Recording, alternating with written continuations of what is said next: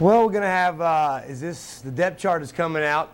You know, time is also running out. USC week, that's tomorrow. We're going to check in with them in just a second. But first, who's going to step up for the Hogs and lead this team to victory on the first game, which is a week from tomorrow?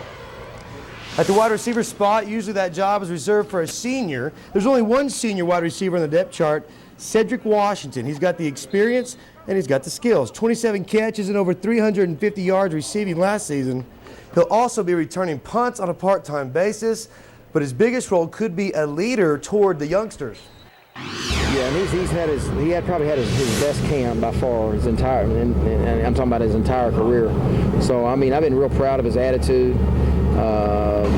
He's doing an excellent job. I think he's right where he needs to be. Just needs to keep doing that, and then when you do that and make plays, they naturally follow you. I mean, it's just basically stepping up and make sure you be a leader. I mean, just like I said before, just leading by action. I mean, if you're not one of those guys that says a whole lot, just make sure you do things right. You know, Damian Williams has been doing things right, and that he could become the first true freshman receiver to start the opening game in Razorback history. That's if he starts against USC. We'll see a feature story on him tonight at 10. Speaking of young talent, Arkansas has a lot of that at a lot of different positions. There are 30 freshmen or sophomores on the latest depth chart, and they've come a long way, especially when it comes to mental toughness. Night and day difference if you look at day one of practice.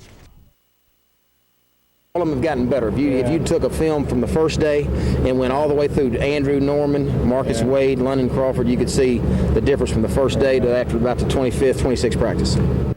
As far as the USC game itself, it's going to be packed. The university announcing that the game is officially sold out as of today.